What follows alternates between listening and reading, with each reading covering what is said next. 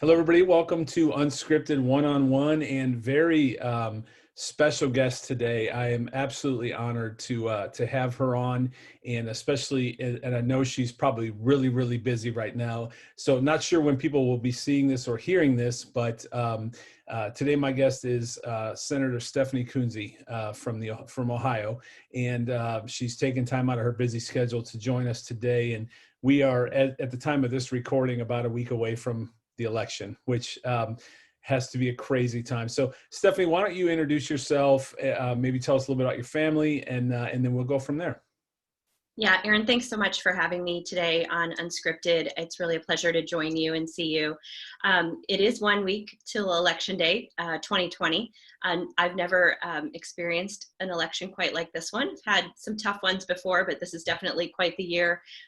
In many ways, crazy for lots of different reasons, and the election is no exception. But I have the pleasure and the honor of serving the 16th Senate District in the state of Ohio, which is basically the western third of Franklin County. So it includes Worthington,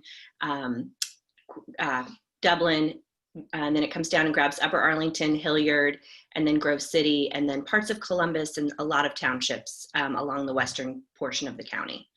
And like I said, I'm serving in my first term. I'm running for my last term. We are term limited here in Ohio. We have term limits. So you can run for 2 consecutive terms for the state Senate.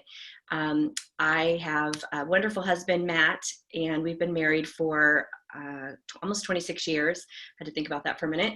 Don't tell him. And I have 2 daughters, Hannah and Abby, and they are both actually right now at Ohio State. So Awesome. So there's so many questions I have for you. And so let's start at the very beginning, because our first time we met was when our kids were at, I believe, Norwich, right? And so can you take us back to maybe your early career, and then what made you want to get into the political world? Can we start there? Let's start there. Yeah, so I was a secretary at Norwich Elementary and absolutely loved that job. Remember meeting your family and many others who now have kids in college. I've actually written some college letters for some of the kids from Norwich, which is really kind of a cool coming full circle. But kind of the reason I ended up at Norwich is kind of a long story, but I'll try to make it quick. I grew up, my parents, when they first got married, they both came from pretty poor backgrounds, I would say they had rough lives. They ended up getting married. My dad had been in Vietnam. He had been drafted into Vietnam. His mom had passed away right before he went over, right after he graduated from high school and right before he went over to Vietnam. Wow. From cancer. And then his dad died while he was over there. So the Army actually let him come home and finish up his tour here in the States. And that's when he met my mom. My mom had a kind of an interesting scenario too. She had actually gotten married, and her husband died of a brain aneurysm. And so anyway, she was in mourning, he was in mourning, they met, they got married. My dad he worked during the day, obviously, and then at night he took classes because he really wanted to go to college. So my family, thankfully, he ended up getting a really good job and then moved to New York. My family's originally from that state up north. I don't normally say that, but we moved to New York. And so my dad took classes again at night, did very well in his job. He worked for Eaton Corporation. We moved to South Carolina when I was in 2nd grade. And then my dad graduated from the University of South Carolina and put out resumes. And so we ended up in Indiana, and that's basically where I grew up from about 4th grade on. But we moved to a small town, and then he got a job with another company. So he kind of kept going up the ladder, but hard when you're a kid and you have to move a lot. Yeah. But I did move right before my freshman year of high school. And so that being said, I started a new high school, the new student. It was interesting because there were 2 middle schools that fed into that high school, and so all of the kids from one middle school thought I went to the other and vice versa. So I didn't get the new girl status that sometimes you get. So it was a little bit harder, but made some wonderful friends and lived in Bloomington, Indiana, and said to my parents, I'm I'm going to IU. I'm not moving anymore. So that being said, I graduated from Indiana with an English major degree and had almost enough credits to be a political science minor, but did not actually get the minor. But there was kind of a link from growing up in Indiana. We used to go from middle school. Our field trips were always to the state legislature. So Wow. 6th, 7th, and 8th grade, we did a lot of history tours for Indiana, that for their for social studies and that type of thing. And so my mom reminded me not too long ago, she said, "Do you remember you used to always go on those trips and you were fascinated by watching the legislature in Indiana make laws?" And so I really thought I'd probably end up being an attorney, a lawyer. And that's kind of why I majored in English and some other things. But anyway, I worked for Estee Lauder during college, and Oh, they wow. offered me a job after college. And so I took a job with them and ended up being an account coordinator and traveling the state of Indiana. I lived in Indianapolis and hired and trained people that work behind the counters and managed special events, which is kind of funny now because that's a lot of what I do with campaigning in a strange way. A lot of those skills that I just enjoyed doing as a young 22-year-old for work really translated into campaigning. But politics was never on my radar, really. I really liked working for Estee Lauder. But I met a boy. I met Matt Kunze. My sorority sister from college went to Worthington High School, and she Okay. had a Labor Day cookout after college and invited her friends from Worthington, where Matt grew up. So I ended up meeting him and falling in love, and he was still finishing up at Ohio State. And so I ended up moving from Indiana, my final move, really, my final state move to this state. So I've been in Ohio for, I get 28 or so years now. And so when I moved, I switched my job and I thought maybe I will pursue a law degree. So I ended up working for a law firm for a little bit and decided, actually, I took the LSAT and was thinking about going to school, but I was pregnant with Hannah. So I changed my mind and changed course and decided to stay home with her.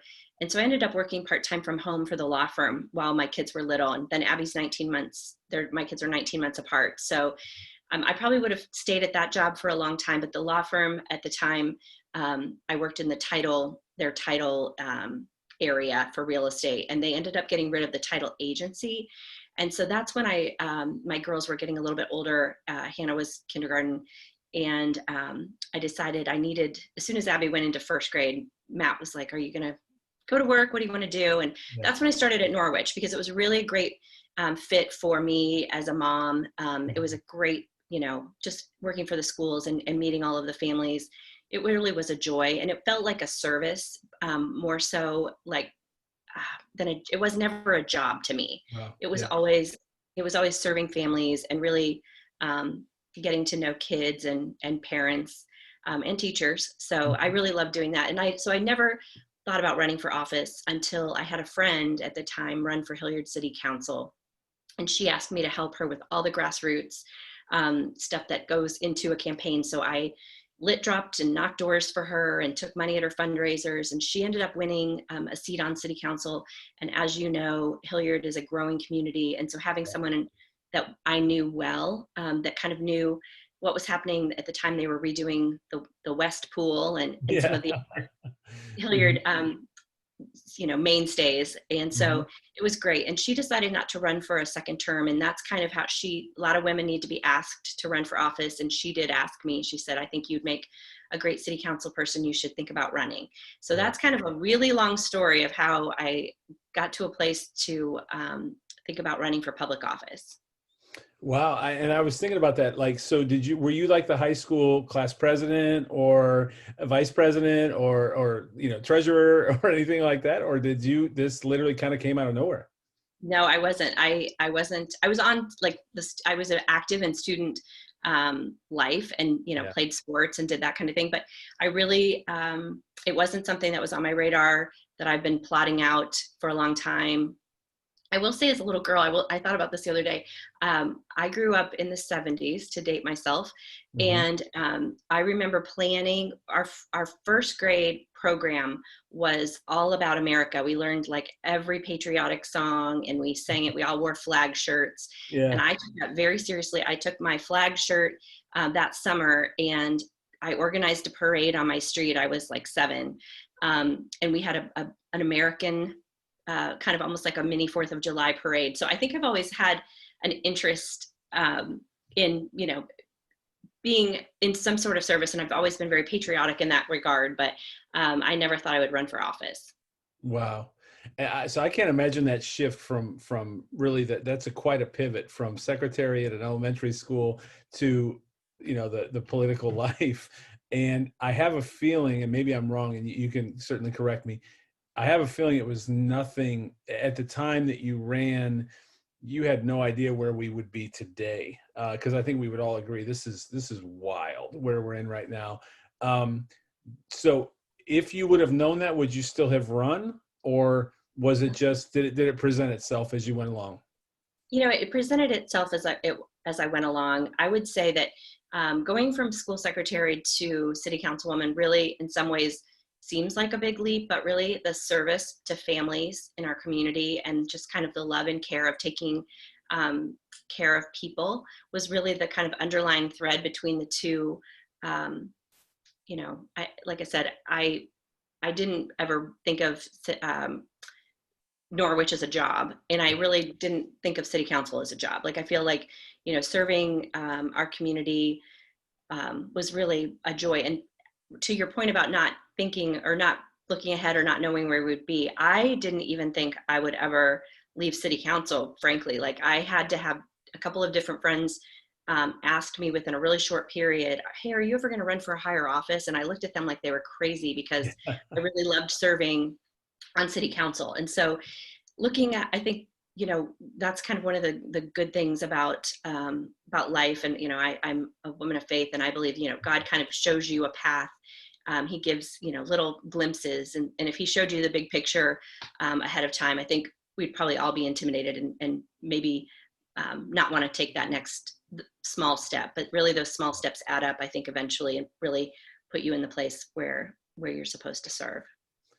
You're right. And I was, as you were talking, I was thinking it's almost like that being in a pot of water, that at the beginning it's lukewarm and somebody keeps turning up the heat, and before you know it, you're in boiling water, but it's been the same because you've been in that water, kind of a thing. So what I just have so many questions. I'm trying to sort through them one at a time. So and I'll say this, and I forgot to mention this. I have, to our audience, whoever's listening or watching, before we got on, I had given the okay, I guess you would say, because there's never, I never know what questions may be in or out of bounds, and that's the beauty of Unscripted. So if there's anything that I ask Stephanie that then she can't answer or is not, okay, she's just going to say pass, and we're going to be okay with that. So just to put that out there. So let's transition. And I will say this too, I work for a small business in Hilliard, and the pandemic hits. And I think, for any business, small business, large business, nobody really knew where are we at with this thing, because this was new to all of us. And I made a phone call to you, and you were kind enough to help walk me through some things. So what has it been like leading in your position during a pandemic? Well, it's been interesting. It's been unlike any other time of being in service and leadership. But really, I feel like, to your point about, you made a call, so many businesses made a call to me. I was also privileged to be on a Zoom every Saturday morning with several small business owners and larger corporations. I met with, all of our Central Ohio business partners, the Columbus Partnership, the chambers, all kind of really pulled together to make sure that their members and that other businesses' voices were being heard, especially early on with what they needed as far as maintaining their ability to remain open, or at least not to be closed forever, to have some stability to pay employees and kind of go through until we got to a little bit more information on what reopening could look like and how that could happen. And so I think that one of the really I've been trying to look for the silver lining whenever it comes to COVID. And so one of the small blessings of that was that at this point in my service, I've had enough time to build relationships, both with our community and also with the people that I need to connect to our community too. So the state really is kind of the middleman when it came to the pandemic. We Right. were, the federal government was they provided the PPP and the CARES dollars and all of those things, and then some of that went directly to individuals or to larger cities and that type of thing. But the state really managed quite a bit of the actual money coming from the feds, and then obviously our local partners. Our local school boards and our local municipalities, and then obviously our businesses, small businesses, were really, on the receiving end of that. And so being kind of in the middle at this point and stage in my service was really a blessing, because I was able to, I know enough of how the system works. I have enough relationships throughout the state and with our federal partners and with our local partners to really be able to connect people quickly. It was the same with constituents who needed help with ODJFS and with a job loss, that type of thing. It was kind of a blessing for me to be in this spot during this time. And I felt very grateful many times that it was me, and that I had enough years of experience, because really with term limits, I understand them. I'm thankful for them in some ways. I wouldn't be sitting here probably if it weren't for somewhat for term limits and an open state rep seat. But there is a level of knowledge and experience that you can only get by doing this job over time. And I think I'm kind of in that sweet spot where I've done it long enough, and I know enough people both in the Senate, the House, and then you got to remember the governor and the administration is obviously a huge part of it. And Right. so building those relationships was key. Yeah. Have you, do you go on social media? Well, I have to Hmm. kind of because of my, I have a lot of accounts. I will say I have a lot of accounts on social media, especially on Facebook. I try not, I don't read the comments. So people probably, especially on the negative ones. And we're running a social media campaign that I am obviously, I have some control over it. I don't mean to say I don't have control over it, but Sure. there are like lots of different ads that are out there as well. And so there's just if I spent all day, it would take me all day just to try to even keep up with a couple of the accounts. Right. I do my own Twitter. I have my own Instagram, and then I have a state Senate Instagram also. And then my staff really helps a lot with my official state Senate page, because there's a lot of information that we try to get out to constituents on the work that we're doing on the official side, especially. Yeah.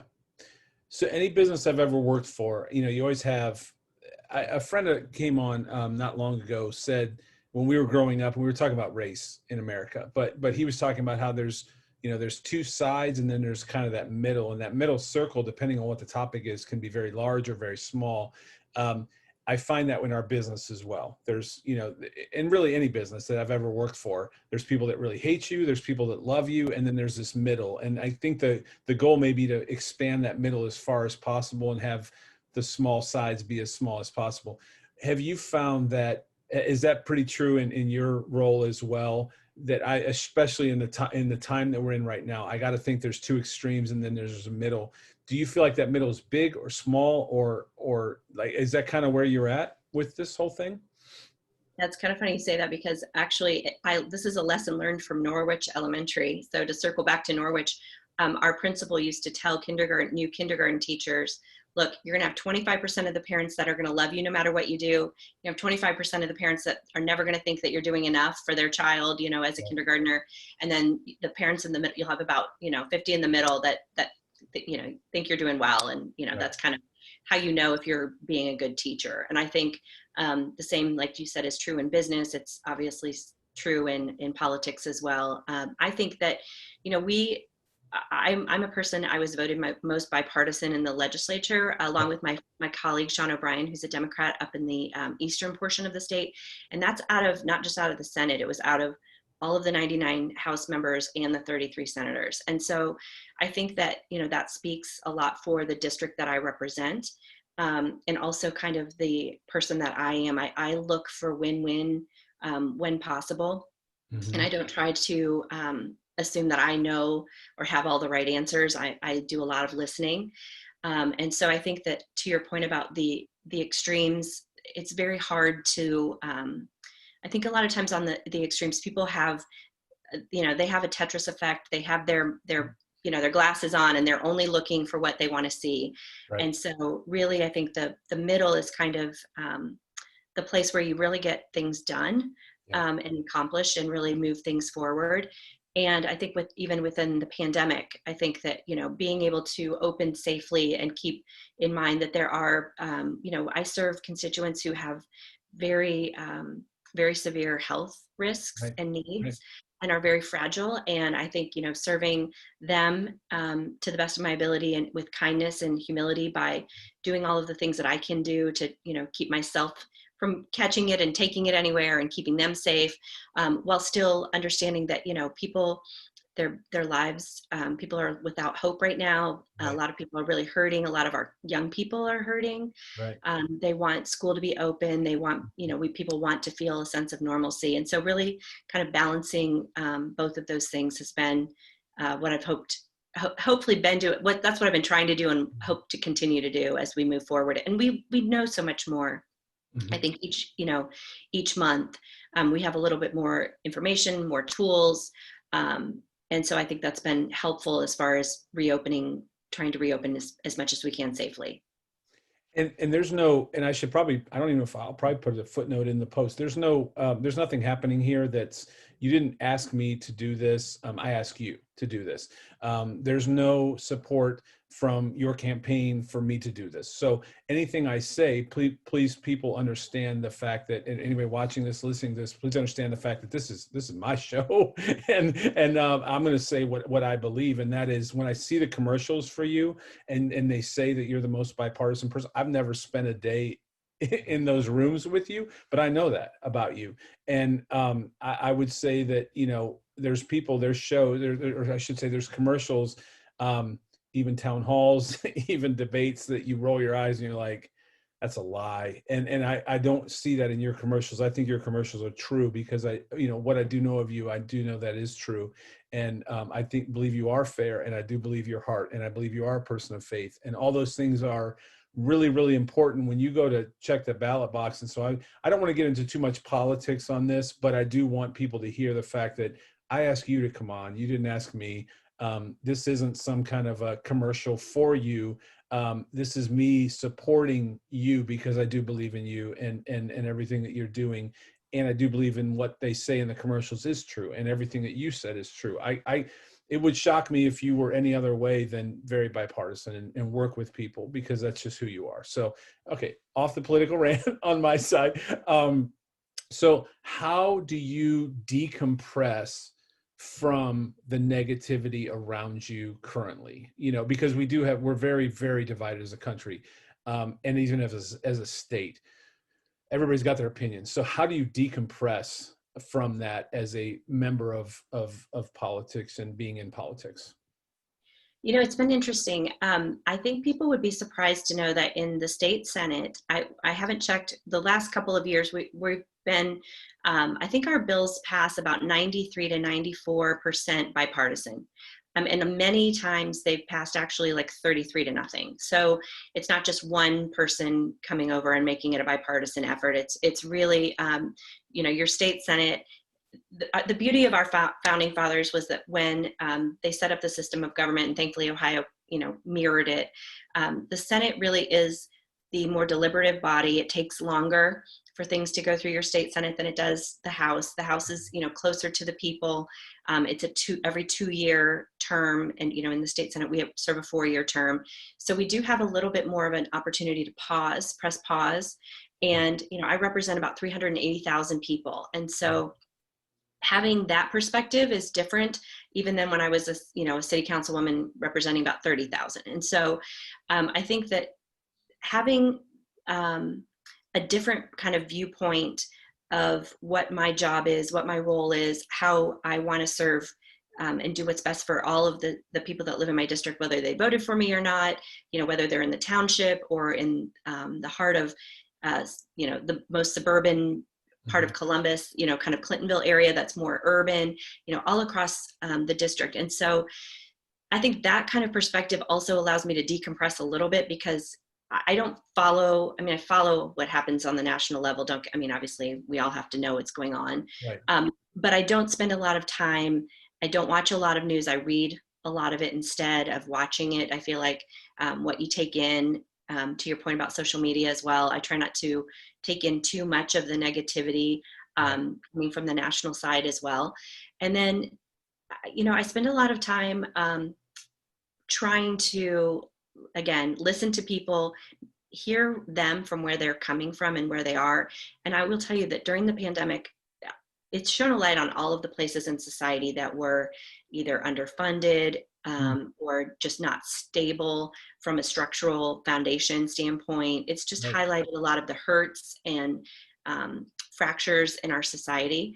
Right. And so I've found that a lot of people just feel like they need to be heard. And so a lot of my job has been listening and really saying, like, I see you and I hear you and I understand where you're coming from.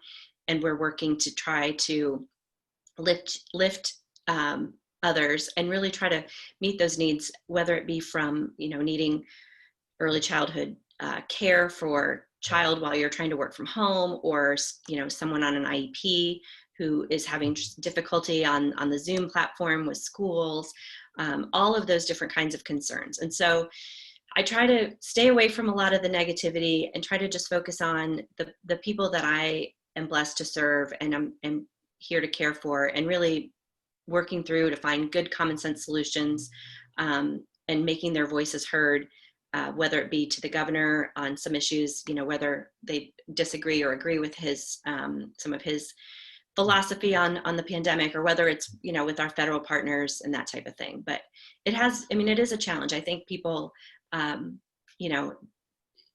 are pulled in different directions based on where they find themselves, but everyone is hurting. So that's kind of like the underlying, no one, my daughter said it the other day, she's like, Mom, no one in the entire world has escaped feeling something from 2020 in this pandemic.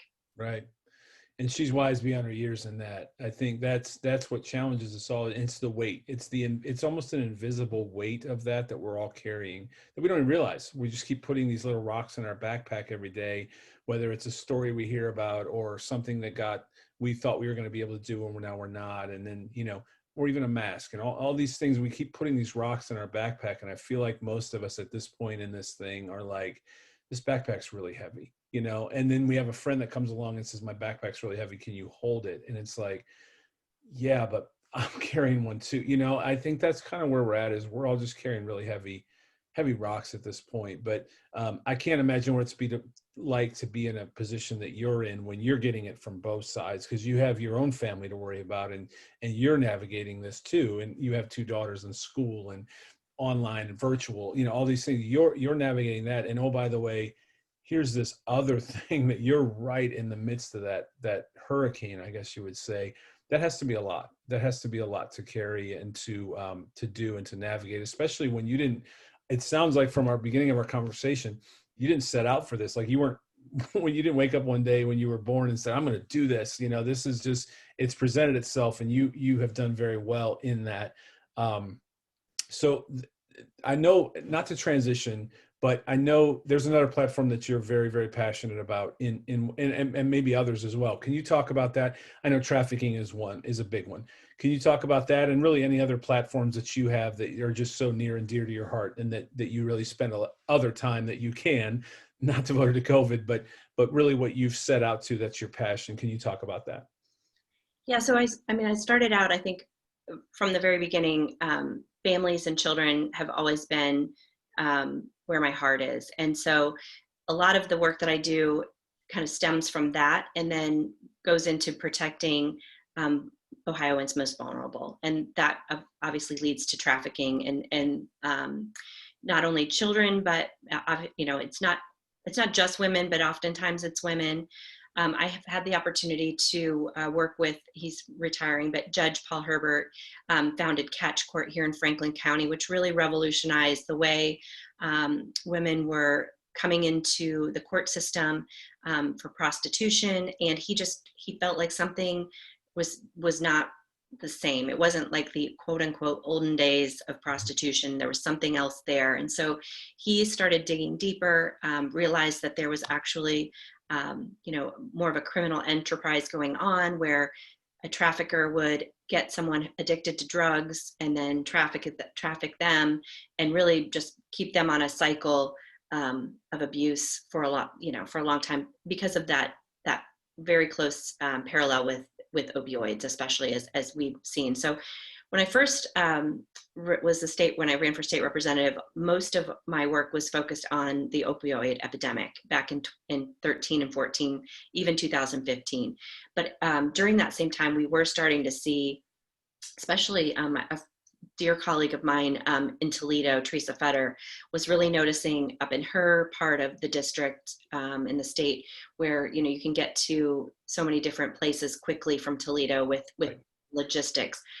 She started bringing that to Governor Kasich's attention. And so those two things kind of came at the same time, and Judge Paul Herbert noticed it. In Franklin County, we're obviously a huge logistics place for the United States. We can move goods and services quickly, but also, unfortunately, we can move illegal things, drugs, and people quickly. So all of these things kind of work together at the same time, and to kind of bring awareness to what was happening. And so I was able to work with Senator Fetter. She's now Senator Fetter, but she was represented back with me. But we started doing bipartisan work again on some of the issues. And one of the biggest things that we found from Cuyahoga County's task force, and then we were hearing it from Judge Herbert here in Franklin County too, was that the women that were coming through Catch Court, the program he devised and kind of created was, it's a 2-year program. It includes many community partners that involve getting it off of drugs, and then having lots of support, both social services, counseling, all of the things you can think of. I will say trafficking is one of the darkest evils imaginable for so many reasons, but it really tears at the very soul, I think, of people. It really makes them feel worthless. And then you add the drug component on top of it, and it feels like it's almost impossible to break that cycle. Right. It feels, to your point about the backpack and the rocks, when I've worked on the issues with trafficking, it feels like it's chains, right? Like they're really in chains. And so to be able to go through the process, once you've decided that you don't want that life and that you're going to break free from your trafficker, and you go through all of the work that the women do in in a Catch Court process, they come out on the other side, and it is truly like their symbol is a butterfly, because it is truly like they've transformed into a whole new creature, a whole new person. And then what we were finding is they would go to interview for a job or try to apply for housing, and that they wouldn't be able to access it unless they either lied on the application. Many of them had petty crimes and other misdemeanors as a result of being trafficked. It would be a choice. Do you want to be trafficked today, or will you deliver these drugs? Or do you want to steal this, or do you want to do that? So many of them chose the other. And so we, like I said, worked with Cuyahoga County and some other task force across the state to really say there's got to be a way for them to go before a judge and ask for these to be expunged. And so that's what Senate Bill 4 did. And that's one of, not to go back to the commercial, but that's really a real person who I got to meet a few years ago. And I didn't ask her to do the commercial. She wanted to do it because of how much it changed her life to have the ability to get that expungement off of her record. And so things, I think, we've also worked to increase penalties for promoting prostitution when they're in connection with a drug charge as well, because we know that that's very linked. So I think that there are some things that the state has done, even just in the last 4 years, that are making a difference. There's obviously more to do, and I hope to continue to work on those issues in the next General Assembly. But it's been probably one of the most rewarding things that I've ever had a chance to work on. I've worked on some really important legislation, but really helping restore and give hope to people and not have them be re-victimized every time they want to go back in. We know a lot about, how our minds work, and, just to get to the mindset that they deserve a better life, they deserve a job, they deserve love and all of those things. And then to continue to be beaten down, and not have access to housing, once you've really made such an investment to change your life, it's demoralizing. So being able to lift others has been, it's been really rewarding. It's been great to see how much the best part about it too is that then they have all gone on to lift others. And so it's almost, it's like you plant a few seeds and then they grow, and then they just keep growing and going and growing. And so to see the investment that they're making in others, and other women especially, and especially young women, it's really, really awesome. Yeah. I hope anyone that's listening to this will, and I'm not trying to promote my own whatever. I hope they'll go watch the video and go to right where you were just saying that, because you lit up when you talked about the outcome. And that is one. And two, I think, and I mean no disrespect to the craft that you're in, but I think there's people that are politicians, and then there's people that are real. And I think people will see, and I probably hear in this, that you're real. You're not giving me political answers. You're talking from the heart. And these are things that, as you were talking, I was thinking that's your why, it seems like, but you have more than one. There's a lot of whys. I think when you go into this career, it's helping people through the pandemic. It's helping trafficking. It's helping somebody from Hilliard that calls you and says, hey, I know you, can you help me with, I think there's a lot of whys in what you're doing. And anytime we can see that win, the pandemic has provided something different, and that we're all looking for the win still. But it sounds like that, and seeing, literally, you literally lit up when you said that. So that's a huge platform for you, and a why. And I hope anybody that sees or listens to this knows that you're not giving me political answers. You're not your typical politician. You are literally truly invested in this as a life, and it's what you want to do.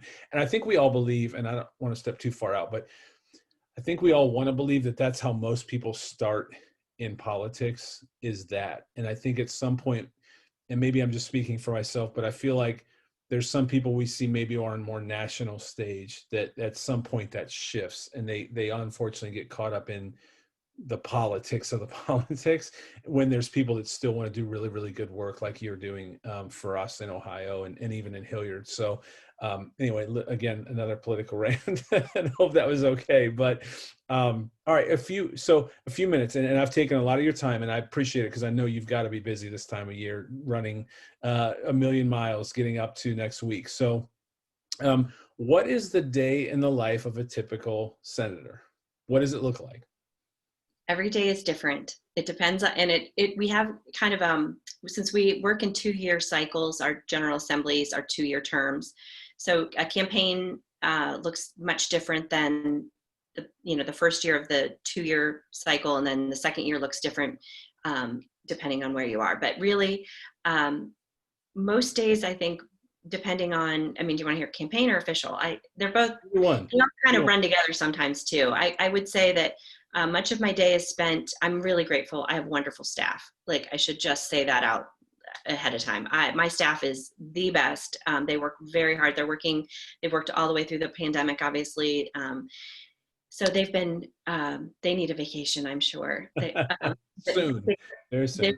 They're they take all the constituent calls, all the constituent emails, we read them all, we listen to them all. We respond to as many as that we can. So there are a few times like people will email something that, we can't, it's a pass, to your point, like we just can't respond to it or something. But so that we spend a lot of time doing that. I spend in normal times before COVID, I would spend a lot of time, I divide my time between being downtown at my office, meeting with constituents or advocacy groups. We have lots of different groups throughout the state. I think people, think lobbyist is a bad word, but really, the ALS license plate that we just enacted last week. That was actually a group of the chapters, the ALS chapters here, lobbying on behalf of members that have ALS. And so really we meet with, I chair the Cancer Caucus, so I spend a lot of time meeting with groups from that have all sorts of interest in research or new therapies, drugs, better healthcare plans being available for constituents, all of the things you could think of when it comes to that healthcare. So you spend a lot of time doing, really listening again to what ideas people have, constituent ideas that come from local governments, from our schools, from our school districts. We get a lot of ideas, that kind of thing. And then we also spend a lot of time in the district, usually Mondays and Fridays during a normal, not a campaign cycle. I would spend, at a local chamber luncheon and those types of events. And so really, if you think about the way the state is, there are, like I said, 33 senators, and some of them live very far away. So the way that the General Assembly was set up originally is that most of our official business occurs on a Tuesday or a Wednesday, sometimes a Thursday, but not as much on Monday and Friday, just so that people can travel back to, Gallipolis or up north, wherever, 2 to 3 hour trip, and be at home for, a couple of days and be in touch with their constituents that they're serving and their family, and then come back down. So it's kind of like like I said, no day is ever like now. During the final moments of campaigning, I actually was out in Grove City this morning, out campaigning, and then had to rush back and try to make myself not look so like I'd been out walking in the humid, rain, whatever this mist is, this lovely Ohio weather we're having. But yeah, and then I have, I've been doing a lot of Zooming and that type of thing. But really, it's meeting with people, it's listening. When I ran for state representative, my mom asked me, what does your calendar look like? And I actually just took a screenshot of it and sent it to her, because I was just meeting with different people in different groups every 15 minutes. Wow. For all day when I was downtown. Yeah. I decided that I read a book by Gary Keller. He's the Keller Williams guy, and it was called The One Thing. And he kind of basically said that the premise is you can only do one thing well, right? Like, you can try to multitask and try to do all of these things, but really, if you want to be successful, you need to really focus and hone your skill on one thing. And so as a beginning member of the General Assembly, it was almost overwhelming. I joke that it's called the General Assembly because you have to generally know a little bit about everything. So a lot of my colleagues will pick a subject matter. They'll be an expert in education, or they'll be an expert in something judiciary related if they're an attorney or whatever. And I felt like I would be best serving my constituents if I picked my one thing as build relationships. And so I spent my first term in that Ohio House of Representatives, and then the second term really strengthening relationships with my colleagues, with the Senate, with the administration, and then just with all of the people in the local level that I worked with, and that type of thing. And it really served me well, and it has served me. I've never strayed from it. It's still my mantra, because it's like that old saying, you can pick up the phone and call the person that has all of the institutional knowledge or knows all about X. You just need to know that person. Right. So I don't need to know all about X. I couldn't possibly know about every single business or, subject that comes across my desk as a state senator. But I do need to know who is the person that you can trust and who does have that knowledge. And so I spend a lot of time building relationships too.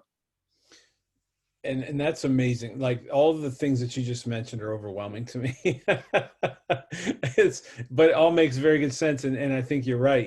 Being good at that one thing, that's great advice.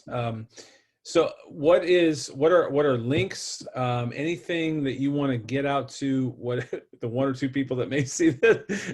Is there anything that you want to get out? I hope your whole family's going to watch. That's more than one or two.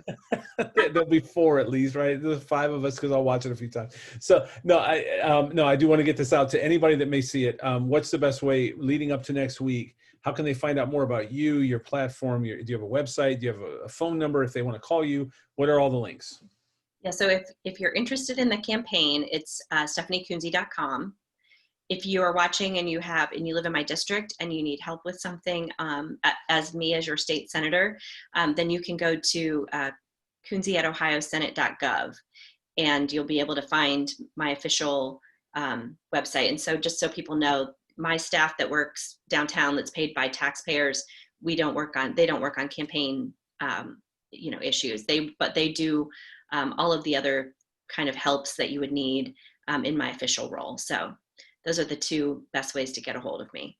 And I'll put those in the blog post. So if somebody's watching this on YouTube, if that is how they got here, go to my site, aaronconrad.com. You'll see it. Click on this post, and you'll see those links in there as well. Same if you're driving and you don't want to pull over and write that down, just go to those sites and you'll find those too. So any last words? I'm so thankful. Let me say this before that. I'm so thankful you were on, and I'm honored to call you a friend, to have that you would come on and spend this little bit of time with this little bitty podcast, because I think so many of us go and, there's the two big guys at the top. When we go into the little curtain and we place our votes, there's the two big guys. That's what we go in for. But there's so many names under there that work really hard, like yourself, that have a passion for something. And some people, they just go all red. Some people go all blue. So I'm thankful, and I hope anybody that sees this that doesn't know you, now they know you a little bit, and they know your heart. And when they go into that little booth, they're picking. And again, you can pick whichever way you want, but at least they've had a chance to hear who you are, how you represent this state, and just what you're about. So I hope that's what we get out of this. Is there anything that you want to share before we log off? I think I will say thanks for saying that in general, because I do think people need to remember that, whether you want to go in and vote just for the top of the ticket, or you don't want to vote for the top of the ticket, there are so many local candidates and issues that are important. And so, I think, not to sound, but, my dad was in Vietnam. My grandpa had a Purple Heart in World War II. I created the Women's Suffrage Centennial Commission to focus on, this was the 100th anniversary of women, the 19th Amendment, women achieving the right to vote. And so I have two daughters, as I mentioned. I think that it's very important to remember that, we have a democracy if we can keep it. Right. As Benjamin Franklin, I think, said that. And so I think, voting is such an important right that we shouldn't take it for granted. And we really should be informed and try to vote, or, up and down the ticket, because Right. a lot of the things that actually affect you in your life are either your local right. City council, your local school board, or your state legislature as well. So it's a great point. No, that's a great point, is that I think a lot of times we focus on the two big guys, when in reality is we're missing what's happening right here in our backyard. So thank you so much. Thank you for caring for my kids at Norwich when they were sick or little or whatever, when they were there. Thank you for taking time out of your, I'm sure, very, very busy schedule to come on today. And, again, I don't want to be political, but I wish you the best of luck next week. I really do. I wish you the best with your I'm a big fan of podcasts. So you might have a little podcast right now, but I have a feeling it might get bigger faster than you think. So I wish you all of the best with it too. Well, thank you for putting wind in the sails, especially right now in the culture that we're in. So thank you so much. I wish you the best of luck, and we'll probably have you on again. Let's do this again, maybe after, and let's see, let's get through next week and maybe the days that follow, and we'll have you on again anytime. You're always welcome. It's an open invitation. Thanks, Aaron. Take good care. Thank you very much. All right, we'll do. Bye-bye.